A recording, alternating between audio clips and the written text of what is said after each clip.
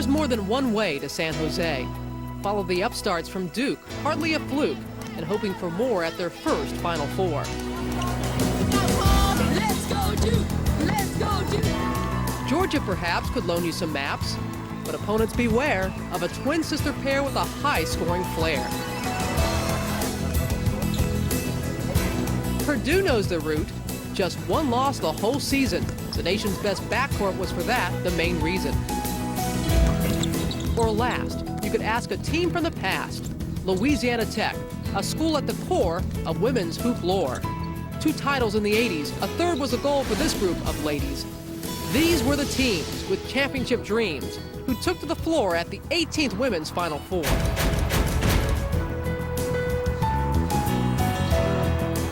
NCAA Productions proudly presents the 1999 Women's Final Four Highlight Show, brought to you by Rawlings, maker of the official basketball for NCAA championships. Come on, let's go. Move, move, move. Get open. No, no, no. What is that? I want you to use your picks this time. All right, let's try it again. A lot goes into being the best. The same is true of the products they choose to play with. Rawlings. All right, that's more like it. Let's try it again. A never-ending commitment to excellence. Up first on Friday, Duke and Georgia. The Lady Bulldogs were just the 4th school to reach a Final Four at least 5 times, but veteran coach Andy Landers knew his was the only team in that group yet to emerge with a national title. Seeded 3 in the Mideast, Georgia opened with an easy win over Liberty. Then SMU came to Athens. Sophomore Kelly Miller and her twin sister Coco had identical point totals, 14, to lead the balanced Bulldogs. Pam Irwin-Osbold, the team's lone senior, added 13. And Georgia had the Sweet 16 on its mind in a matchup with Clemson. A frustrating start for the Lady Dogs' regular season scoring champ, Coco Miller. She struggled and was benched, but like a good sister, Kelly was there for support in the form of 22 points. Down by 2 at the break, Georgia ran away with a 10-0 run midway through the second half. Freshman Tawana McDonald chipped in with 12, and Georgia was just 1 game away from the Final Four. The last obstacle, Iowa State. The Cyclones had blown past top seed UConn a game earlier, but they had no answer for Georgia's sister act. Kelly Miller hit her first 7 shots and finished with a career-high 33 points. She also had a personal best 10 assists. Coco, rebounding from her scoreless effort against Clemson, added 16 as the Lady Dogs stormed into the Final Four with another double-digit win.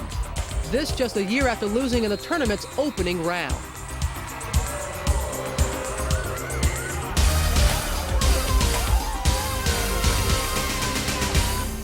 Duke University in the Final Four, sound familiar?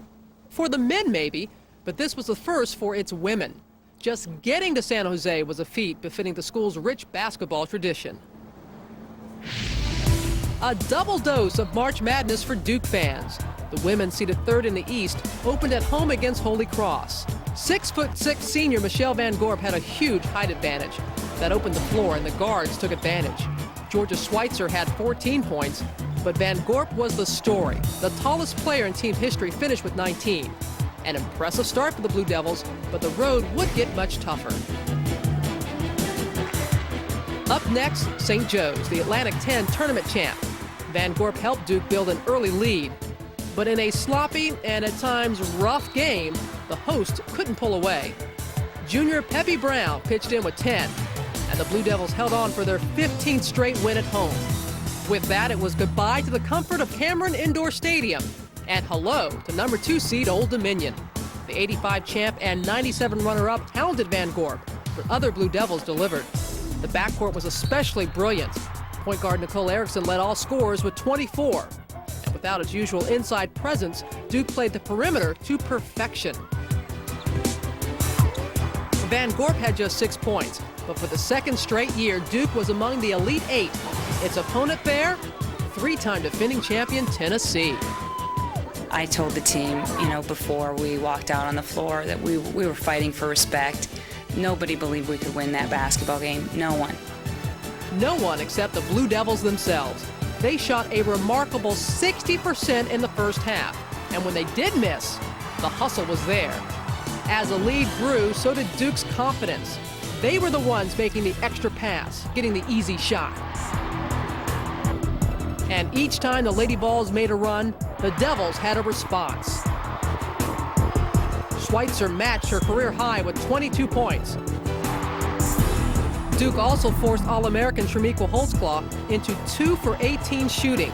And with that, a sparkling career reached an unexpectedly early conclusion.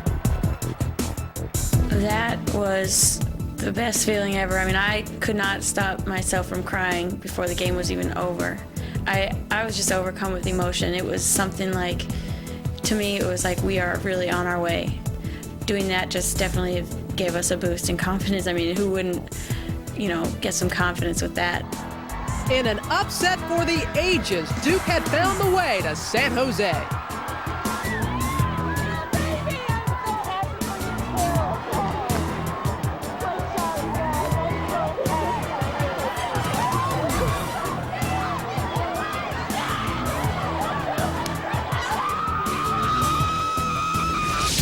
So it was the Bulldogs of Georgia and the Blue Devils of Duke in their first ever encounter, one that few would have predicted. Duke fueled by back-to-back upsets over traditional powers. Georgia by convincing wins in all 4 previous games. Howard, middle of the floor to Van Gorp, looks to her left, now goes diagonal right-hand wing to Schweitzer. Back to Van Gorp between the circles. Left-hand corner, Erickson will hoist a 3 and knock it down, and we're tied.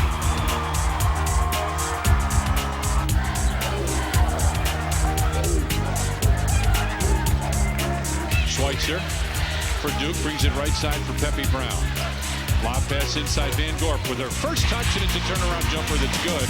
And it is 11-5 Duke. Howard in the front court, off to Schweitzer. Now to Peppy on the baseline left. Erickson's wide open. They get it to her on the right side. 3-ball baseline, good. Well, you can't let Nicole Erickson set up like that, or she's going to make every shot. Top of the key, Van Gorp puts it on the floor, drives against ball. Right wing Schweitzer 3 is good, and Duke has run out to a 10-point lead over Georgia. As Georgia head coach Andy Landers barked from the sideline, the Lady Dogs began to find their bite. It's 17-7. Georgia is trailing. Vishnikova goes left side for Tweety Nolan of Georgia. On top, Coco Miller looks to take the shot, penetrates. The runner from 15 is good. Ahead to Coco, drives to her left, diagonal to Nolan, pump fake, she goes up high and scores off the glass. Kelly Miller into forecourt for Georgia. Lady Dogs with the ball down 2. The ball, high post, gonna drive right against Rice, 15-footer, short, rebound comes down to McDonald with one hand, turn around in the paint, good, and we're tied at 25. Goes to Nolan, down low, spin move on the baseline, and she scores. 31-29, Georgia. Erickson dribbles into the front court. Coco Miller harasses her. Erickson goes to Schweitzer, now to Rice at the free throw line. Lauren kicks it back out to Howard for 3, good. Duke leads by 3 thanks to the little cheat. 16 on the shot clock. Hillary lobs inside to Van Gorp. She turns, shoots, and makes it. Rice hands it to Howard. She's open from 12 feet, and she buried it. 38-34, Duke by 4. 16 on the shot clock. She drives, gets hacked, lays it off to Van Gorp, and she drains it. Duke storm into the locker room with a 40-34 advantage. Michelle Van Gorp led Duke with 10 first-half points, and she'd helped the Blue Devils expand their lead after the break. Erickson gets it down low to Van Gorp. She tries to drive against the freshman McDonald, caught in a double team, gives it back out to Erickson. They knocked her out of bounds after she let the ball go. Michelle shoots 3, and she hit it.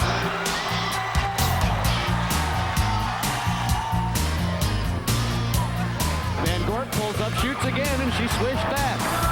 Nothing but net for Michelle Van Gorp. 45-36. Miller with the runner from the side, no good. Van Gorp the rebound. She outlets it to Schweitzer. Quickly ahead to Howard. Now to Brown underneath. Layup, good. Coco works it between the circles. 11 minutes to go. Georgia down 13. Coco gonna drive. Kicking out to Vishniakova. Bad pass down low for McDonald. Kelly saves it into Tawana. Puts it on the floor. Drives, spins, running hook, floats home. Kelly Miller in the paint, and she sprints it into forecourt. Ahead to Coco. Coco gonna drive, take it in against Erickson, spin it out, go to Kelly, gonna drive it in, kick it out to McDonald. Right elbow jumper, yes! Got it down to single digits. That's exactly what we wanted to do. Ahead to Coco. Lady Dogs need another bucket. Down 9. Coco gonna drive. Kick it out to Kelly. Spins around. To her left. In the paint. Feeds Nolan. Layup is good. And Georgia's within 7. Duke's early second half run had been answered. A comfortable 13-point lead was gone, as was the momentum. Now it was with the Lady Dogs. At the 9:52 mark, they trailed just 58-51. How would the Blue Devils respond? Hillary bounces outside the arc, lobs it to Van Gorp, side of the lane. She gives it off to Schweitzer. It goes to Erickson. Nicole on the left wing. She drives Miller to the hoop, lays it up and in. Erickson takes the inbound pass for Duke. Nicole Erickson starts to drive on the left side. Shot clock at 1, and she hits it. What a terrific fall-away jumper that drops in. Van Gorp brings it across the timeline on the pass. A 3 from the right corner on the way and good for Nicole Erickson. And now Duke with their biggest lead, 73-57. 16-point lead. Van Gorp back out to Rice, off to Erickson. Shake and fake. Back to Rice. 3-ball from the corner. Good!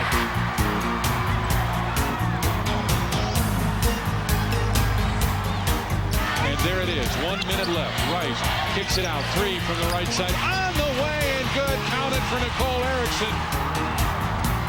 Duke University, a traditional power in men's basketball, was in the women's championship game for the first time in school history. For Georgia, disappointment as a 5th trip to the Final Four again ended without a championship. You played with poise.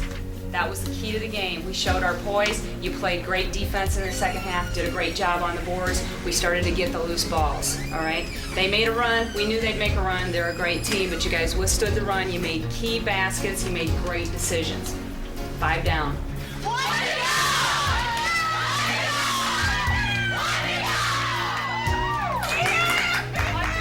1, 2, 3. The second semifinal matched Purdue and Louisiana Tech. The Lady Techsters were in their 10th Final Four since winning the inaugural women's NCAA tournament back in 1982. The top seeds in the West opened at home against Central Florida. Returning 4 starters from the team beaten by Tennessee in the championship game a year earlier, Tech had plenty of experience and talent. The Lady Techsters were perhaps the deepest and most athletic team in the nation, and all that was evident in a 42-point win.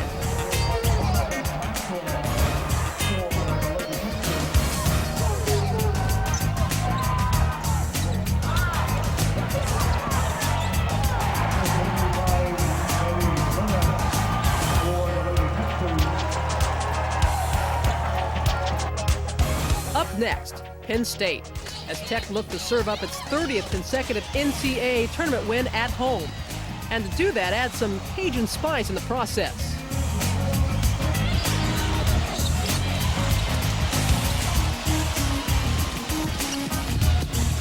The Lady Techsters trailed by 2 early in the second half, but then tightened up their defense and began to pull away. Junior guard Tamisha Jackson had a tough first half, but was stellar after the break. Louisiana Tech cruised to a 17-point win and its 16th trip to the Sweet 16. Across the country in Los Angeles, Coach Leon Barmore and Louisiana Tech took on in-state rival LSU. Tech had won both previous NCAA tournament meetings between the schools, and they made it a hat trick, thanks in part to 21 Tiger turnovers. Super sub Betty Lennox had 19, as Tech reserves outscored LSU's 23-0.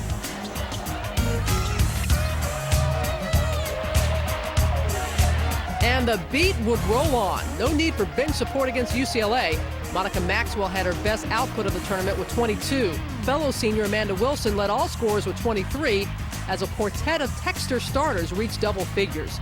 It was another commanding win for Tech, which romped into San Jose with an average victory margin of 27 points in its 4 tournament games.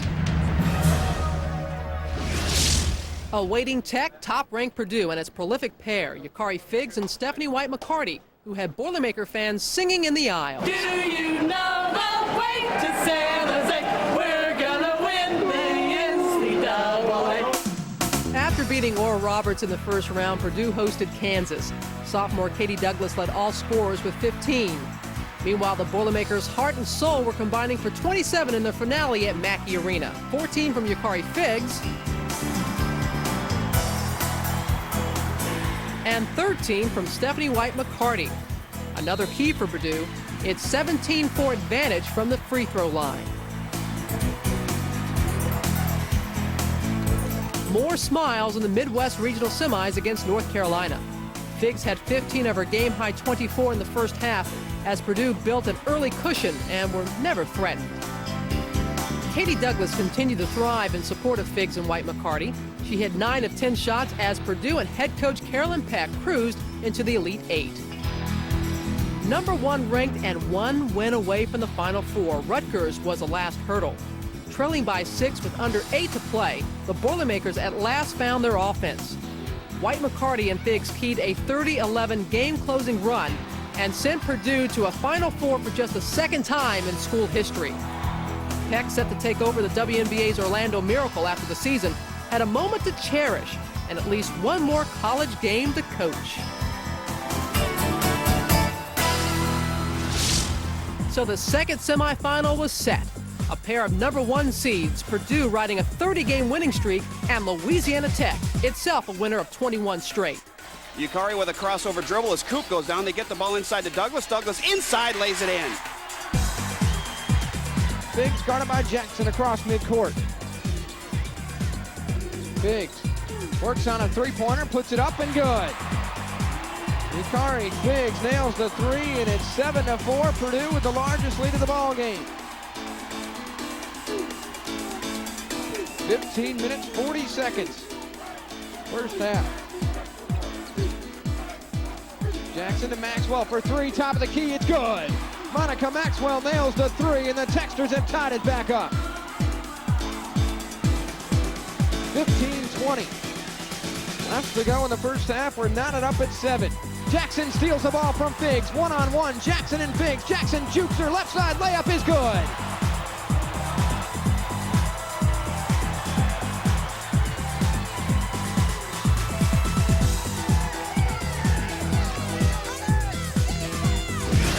It's a tradition at Tech to play a stifling defense, the kind that can so quickly turn a close game into a blowout. Purdue and Carolyn Peck were all too aware. Yukari Figs will inbound it and gets it into Kelly Camara. Camara back to White-McCarty, lob inside to Cooper, who catches, puts up the shot, missed it, gets the ball back, lays it up. No, yes, it is good. It crawled over the rim. Purdue back in the lead by 2. Figs into the front court. They run a double high screen. She'll go Crawford's way to the right, now spin it back the other way. Now she fires a long 3, good! Stolen by Douglas. They've got Figs alone at the other end. Yukari makes the catch. She's going to go in for the layup and scores. And Louisiana Tech wants a timeout. An 11-2 run propelled Purdue back in front. It was Tech's turn to regroup. 26-15. 8 minutes to go. Purdue on a 9-0 run. Now Lennox for 3. It's good. Betty Lennox snaps the drought for Louisiana Tech and cuts the lead back to 8. Yukari Figs, terrific crossover move from 15. Oh my! Whoa, is that a great move? Yukari Figs front court as the Boilermakers holding a 7-point lead. Figs around a screen from Crawford. She'll drive all the way through, lay it up and in. And Yukari Figs is the bomb here in the first half with 18 points. Yukari Figs picked up by Tamisha Jackson off of Stephanie White-McCarty. Stephanie with a slow dribble will dribble to the baseline now. Goes around sides, reverse layup, good! The Boilermakers have equaled their largest lead here. It's 36-25. Purdue with a minute 35 to play in the half. At the break, it was Purdue in control. Tech, shooting just 33%, matched its season low with 27 points. Purdue, meanwhile, was at just 41%. But with a 12-4 closing spurt, it took a comfortable lead into the locker room 20 minutes from the final. Coach Barmore's backcourt of Laquan Stallworth and Tamisha Jackson had combined for as many first-half turnovers as points. But other Lady Techsters would step it up. Stallworth gets it into Massey. Massey turnaround, won't go, rebound tipped. It's back out to Maxwell. Maxwell turns around for three, it's good. Monica Maxwell nails the three, she's got 13. Purdue in a man-to-man. Jackson finds Lennox. Lennox around to the left side, gets it to Wilson, top of the key. Wilson drives, puts off the glass, bounces around, won't go. Lennox with the rebound, puts it back up, counted, she's fouled. 54-47 with 11:23 left. Back to Lennox, top of the key for three, it's good. Miss March nails the three, she's got 11, the lead is cut to three, 58-55 with 8:38 to go. The lead was almost gone. Figs, after an 18-point first half, had been quiet, but she came through when needed most. Two-arc cross-court pass to Figs with 6 to shoot. Yukari pops a three, it's good. Figs with the three has 24, and the Boilermakers lead it by 6. Jackson with 8 minutes to play. And there's a steal by White McCarty. Stephanie moves into the passing lane. She'll come down on Jackson, lay it up and in. 7:46 to play, and the Boilermakers have opened the lead back up to 8. Stephanie will try to back her down, throws to Douglas. Katie along, it's a three by Douglas. And Purdue now has equaled its biggest lead of the basketball game with 4:30 to play. Purdue rebuilt its lead, and this time it stood up. Carolyn Peck had directed the Boilermakers to their first ever championship game.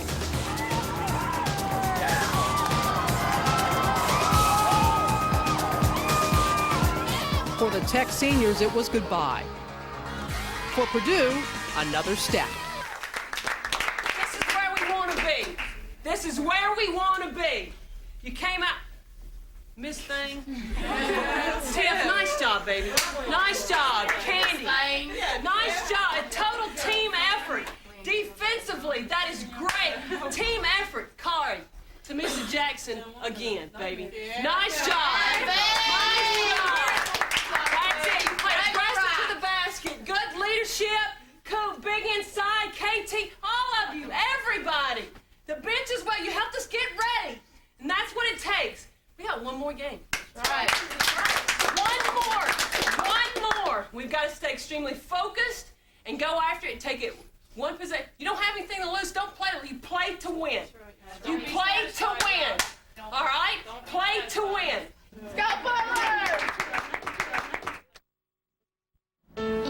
San Jose then would host a reunion of sorts. 3 years earlier, Purdue's roster included Stephanie White, Yukari Figs, Michelle Van Gorp, and Nicole Erickson. The latter pair transferred to Duke.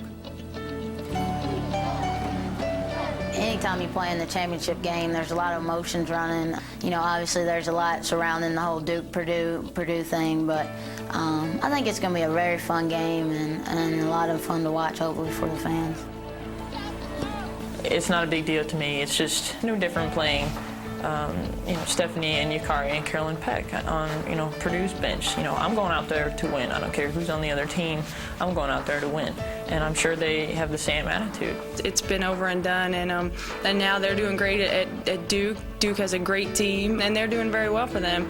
And, likewise, Kari and I, we're doing fairly well, and our team is doing very well. And I think that we're just going to go out and play just as if it's any other opponent. It's just ironic. That's the only way I can describe it. Ironic. And even though now I'm at Duke, I still feel a part of it. So I'm proud, and I'm happy that Purdue's here.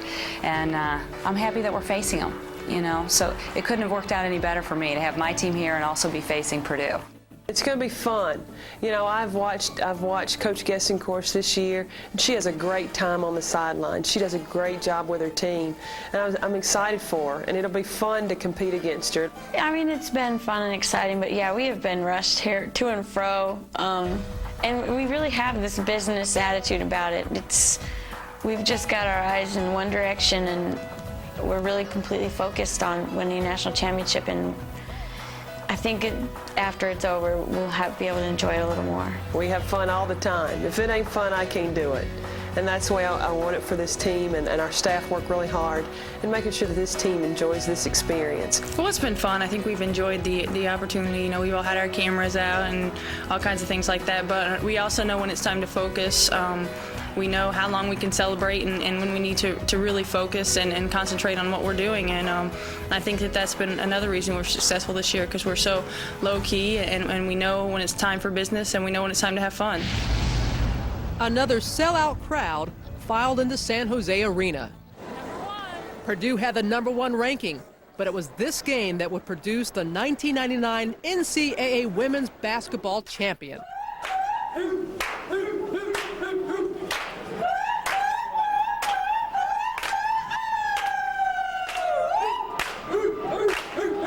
And there were butterflies. There was an excitement. It was an emotional time. We always said one game at a time, and this was the last game. But then we put that aside, and instead of now trying to harness our emotions, I told them, use them, feel them. Use that energy on the court, and that's what they did. Purdue was a team united in some sense by disunity. Key players had transferred. Its current coach was the third in 4 years, and she herself was leaving after the season. Through it all, this group persevered and was now within reach of the ultimate prize. Like Purdue, Duke had never come this far. 4 second-round losses, an Elite 8 breakthrough a year ago, and now the final. Every year, we sit up in the stands as fans at the Final Four, and we all of us coaches talk about how can we get down there? How can we get down on the floor, you know, and be there one day? And it just feels so good to know you can do it, you know, that it's possible. The two coaches, each in her first final. Gestenkors, the savior of Duke's program. And Peck, in her last game at Purdue.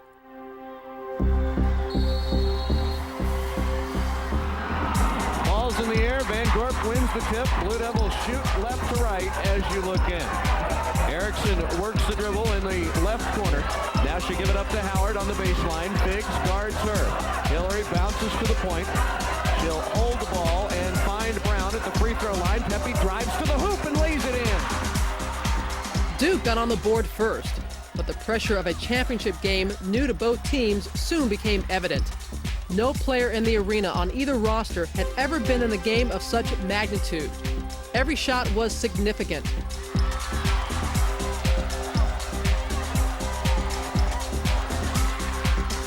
Every possession mattered.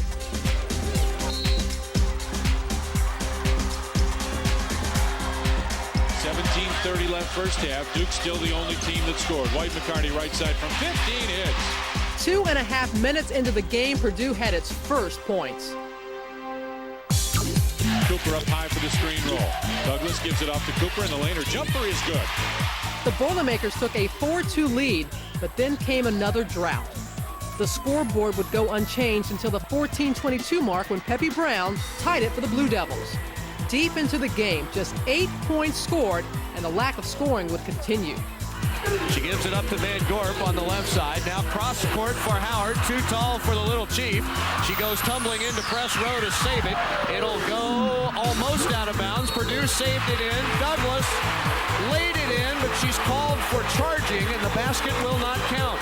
Another huge break goes Duke's way. And give Nicole Erickson big credit right there. She stepped in and took that charge. She knew she already had two fouls, but she stood in there and took one for her team. It was good news, bad news for both coaches.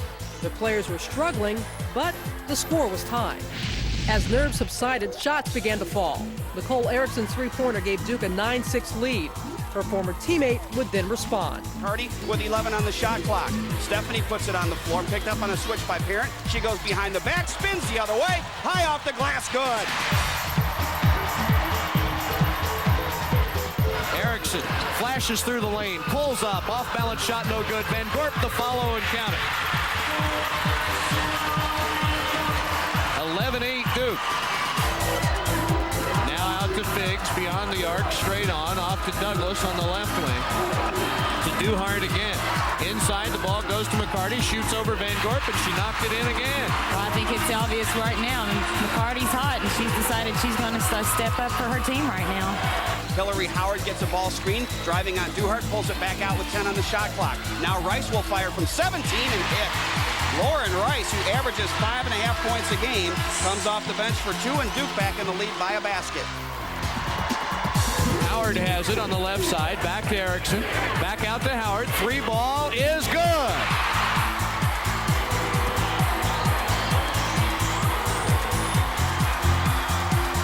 Boilermakers down by 5 with the basketball, under 3 minutes left in the half. Here's Michelle Duhart, left side Stephanie White-McCarty. Lob pass inside for Cooper, who catches and lays it in. Howard against Kamara, one-on-one. She gives it to Rice. She shoots from the corner, too strong. Rebound for Parent, up and in. That's where Rochelle Parent is so valuable to this team. If Duke can get her to get 1 or 2 big offensive rebounds a game, she is very, very valuable. Duke again up by 5. Here's Figs in the front court for the Boilermakers to Duhart. Now White-McCarty. Stephanie pump fake. She'll drive inside. Goes all the way with the left hand and missed the layup. The rebound inside by Cooper. She lays it up and in. Great second effort. Rice back to Howard. Cooper and White-McCarty, the only 2 players to score for Purdue here in the first half. Down low, here's Parent. She hits the shot. What a shot over White-McCarty. That was unbelievable. She was falling out of bounds and hit the baseline jumper. Duke back up by 5.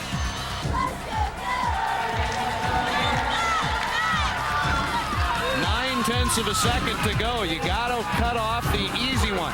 Figs behind the screen at the horn, short, and halftime has arrived.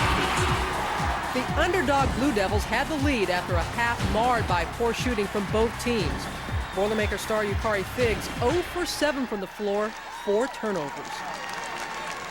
I said something to myself, and I asked the team to forgive me because I knew I'd let the team down a little bit. I didn't score. I wasn't doing a whole lot to help the team out, and I was a little disappointed in myself. But I knew I had 20 minutes to make up for it.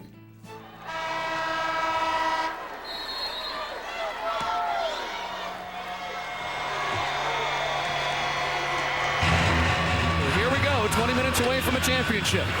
Douglas gives it off to McCarty. Purdue shooting left to right as you look in. Figs with the move through the lane, behind the screen. Jump shot is good.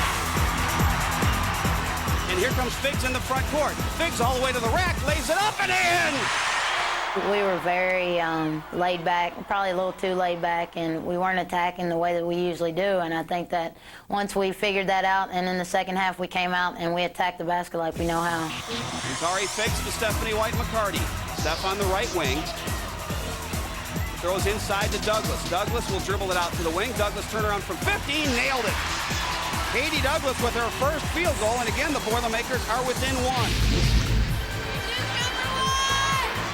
Hardly a banner start to the second half for the Blue Devils, but the standout seniors would respond. Brown gets it inbounds to Erickson. Erickson will turn around from 15, in and out, and back in again.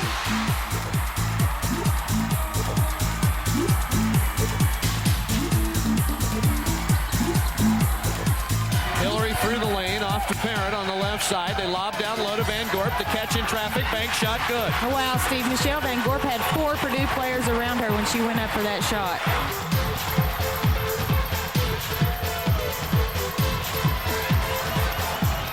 Stephanie backs in, throws it back to Douglas for a 3. It's no good. Rebound, Duhart, and she lays it in and draws the foul. Duhart with a chance for the 3-point play.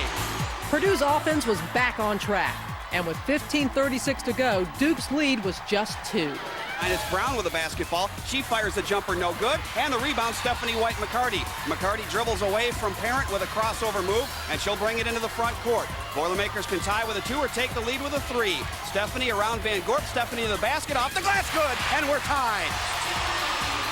White-McCarty in double figures with 10. The game is even at 28.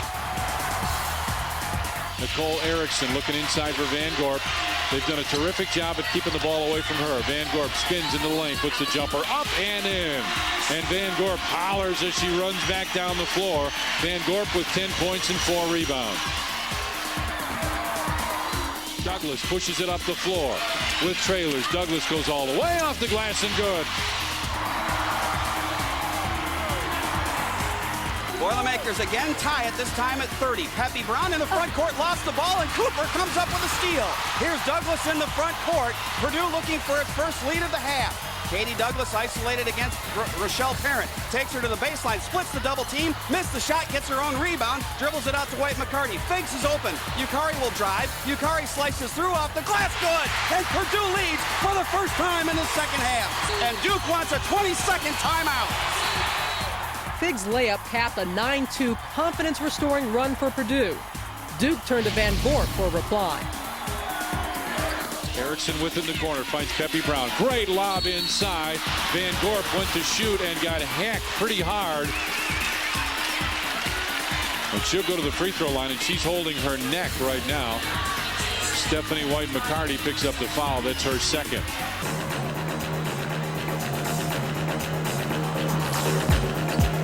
Van Gorp hits the second. She's got 11 points now, and it's 32-31. Purdue with the lead. Kari Figs with it on the left side. Comes high off the screen, roll from Cooper. Penetrates, goes right by Van Gorp, off the glass. Got it, counted, and the foul. Kari Figs is a different player here in the second half. She's much more aggressive going to the basket. Erickson with it on the left wing. Van Gorp trying to muscle her way in down low. Ingridge with a three, top of the circle, no good. And Cooper with the rebound for Purdue. Van Gorp right there defensively, giving them all kinds of trouble. Here comes Kari Figs. She presses it up the floor. Figs right side for McCarty. Comes off the screen roll. McCarty penetrates to the lane. Baseline. Body falls down. McCarty with a basket on the left baseline. And it's 36-31. McCarty with 12. And this 5-point lead is the biggest Purdue's enjoyed. A 10-point turnaround put Purdue in control. Duke couldn't stop the Boilermaker offense on one end, and at the other end, it was stopping itself. Georgia Schweitzer lobs it front court to Michelle Van Gorp. Now Lauren Rice coming down. Rice in the corner to Erickson. Nicole Erickson back in the corner. This is Rice with the ball, and she dropped it out of bounds. Another Duke turnover right in front of the Blue Devil bench.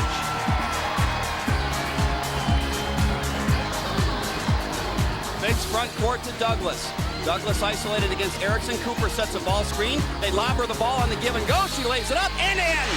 Douglas feeding Cooper for the basket. And a foul on Erickson. And a foul. I missed the foul as well. Erickson picking up her third. 10:40 to play. Duke down 7. They bring the ball up to our left. Hillary Howard around Katie Douglas, and she lost it out of bounds. Turnover number 17 for the Blue Devils. And they are starting to self-destruct here offensively.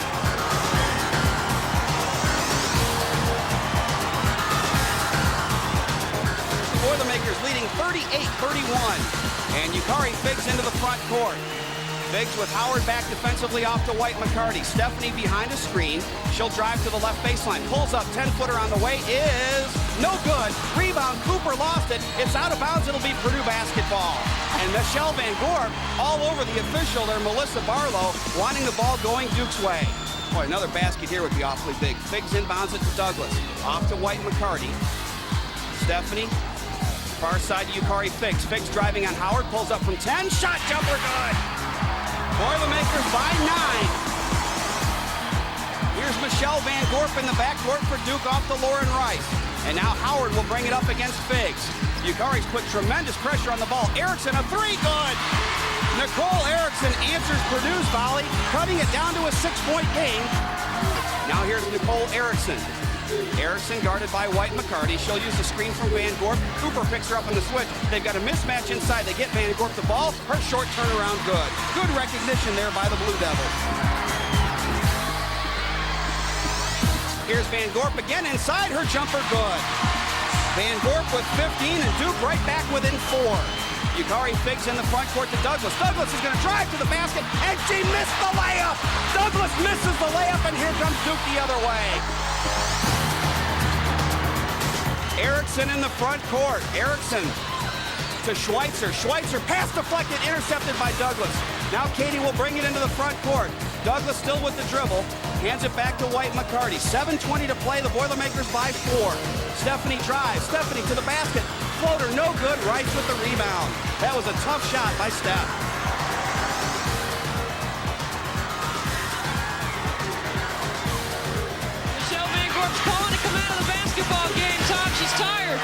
Erickson's going to fire a three. It's no good. Cooper all alone gets the rebound.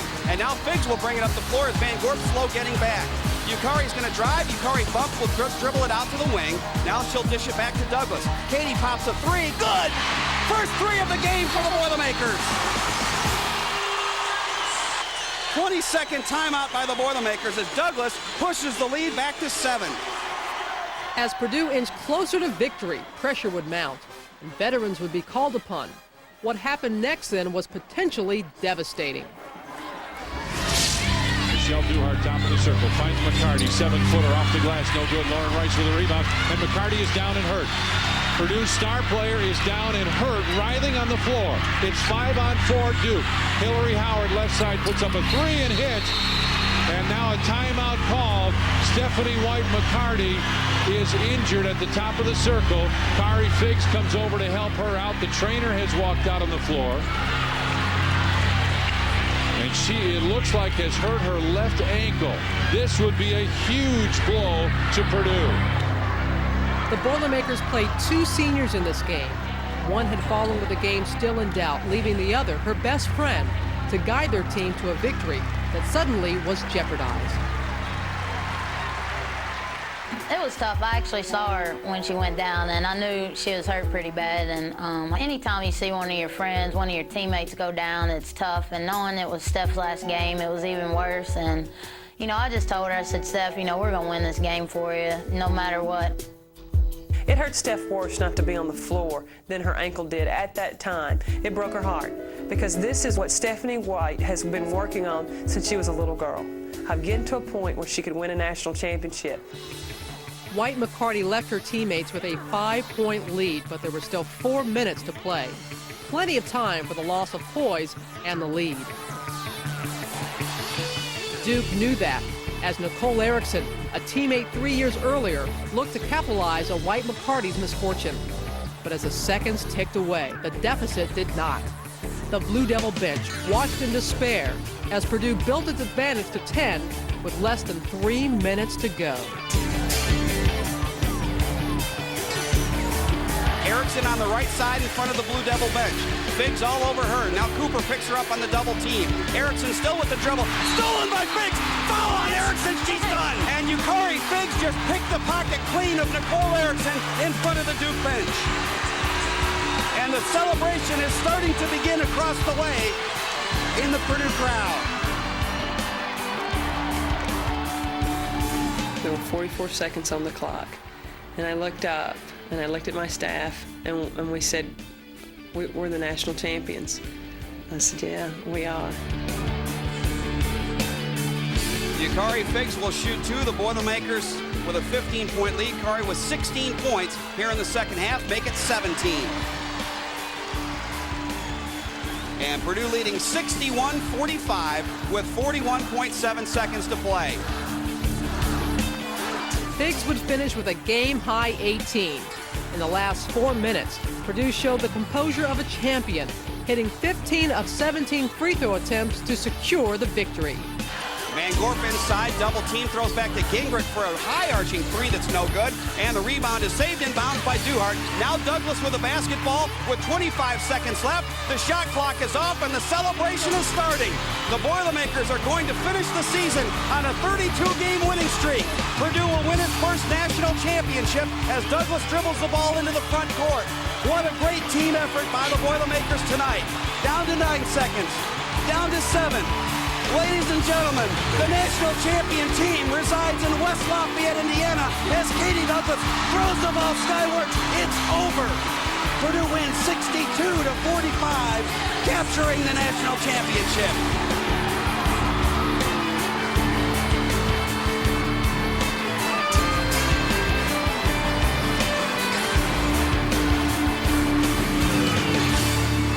When you dream about something for so long and you work so hard to get to this point, I couldn't think of anything. I was just like, man, all right. And it felt great. And just knowing that, you know, Steph, we did it, you know, we were able to win it. And she, even though she wasn't out there on the floor, she was with us. They're the epitome of women's basketball, or what it should be. They're great young women. They're fun to be around. And I think that it comes from our two senior captains, Stephanie White-McCarty and Ukari Figgs. The friendship that they have between each other has spread. It's been infectious through the rest of this team. And I think that that has caused this team to achieve the things that it has all year long.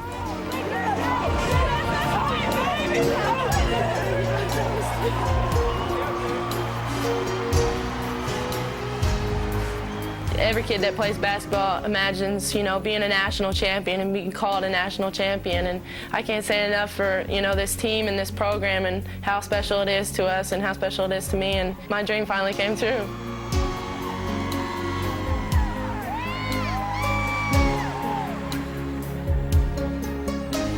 Throughout my basketball career, I've been through a lot, and I think when I went up there to cut the nets down, I looked up in the stands and, you know, saw my mom and dad and saw my grandfather. It definitely meant a lot to me, and I'll definitely remember it for a long time. In the lowest scoring final in tournament history, Purdue won the first women's basketball national title not only for its school, but for the Big Ten Conference as well. So Coach Peck went out on top, as did the dynamic duo of Stephanie White-McCarty and Ukari Figgs. The Purdue Boilermakers found their way to San Jose and became national champions.